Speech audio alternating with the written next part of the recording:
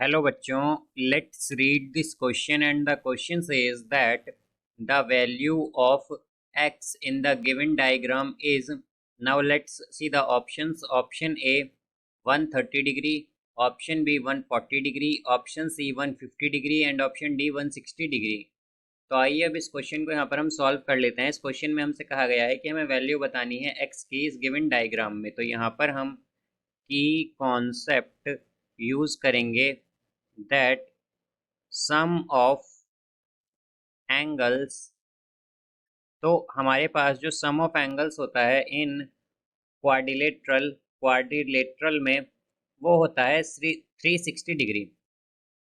वो होता है हमारे पास 360 डिग्री। तो यहाँ से हम अगर देखें तो हमारे पास जो क्वाड्रिलेटरल बेसिकली गिवन है इस डायग्राम में, तो इसमें हमें एंगल्स क्या क्या चाहिए। एक तो हमें चाहिए यहाँ पर angle A plus angle B plus angle C plus angle D, और ये आ जाएगा हमारे पास यहाँ से इक्वल होगा इन सब का सम 360 डिग्री के। बिकॉज ये क्या है, हमारे पास एंगल्स हैं क्वाड्रिलेटरल के, तो इनका सम 360 डिग्री होगा।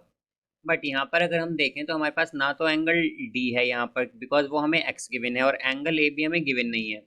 बट हम जानते हैं कि जो पेयर ऑफ लीनियर एंगल होता है हमारे पास वो 180 डिग्री के इक्वल होता है। तो यहाँ से हम क्या कहेंगे कि angle O A D plus angle D A B जो है ये हमारे पास क्या होगा, ये होगा यहाँ से 180 डिग्री। बिकॉज ये क्या है, ये लीनियर पेयर है, तो इसका सम क्या होगा 180 डिग्री। तो यहाँ से अब अगर हम देखें तो हमारे पास एंगल ओ ए डी जो है यहाँ पर ये राइट एंगल है, यानी कि ये 90 डिग्री है।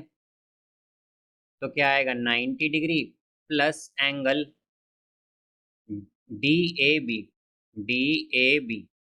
तो ये हो जाएगा यहाँ पर 180 डिग्री। तो एंगल डी ए बी को हम लिख सकते हैं 180 डिग्री माइनस 90 डिग्री, तो ये आएगा 90 डिग्री। तो एंगल डी ए बी क्या हो गया हमारे पास 90 डिग्री। तो यहाँ पर हम क्या कह सकते हैं कि एंगल ए क्या हो गया हमारे पास 90 डिग्री हो गया यहाँ पर ये क्वाड्रिलेटरल में।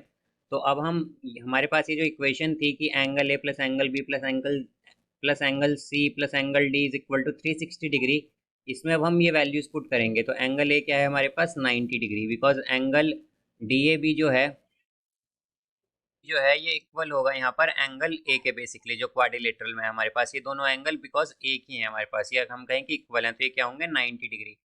तो एंगल ए क्या आ जाएगा 90 डिग्री प्लस एंगल बी अगर हम देखें तो वो है हमारे पास 60 डिग्री प्लस एंगल सी अगर हम देखें तो वो है हमारे पास 70 डिग्री, और एंगल डी हमें गिवन है यहाँ पर एक्स, और इनका सम होगा 360 डिग्री के इक्वल। तो इन सब को अगर हम ऐड करें यहाँ से तो ये हो जाएगा 220 degree plus X is equal to 360 degree. तो एक्स क्या आएगा 360 डिग्री माइनस 220 डिग्री, तो एक्स हो जाएगा हमारे पास 140 डिग्री। तो ये हमारे पास x की वैल्यू आएगी।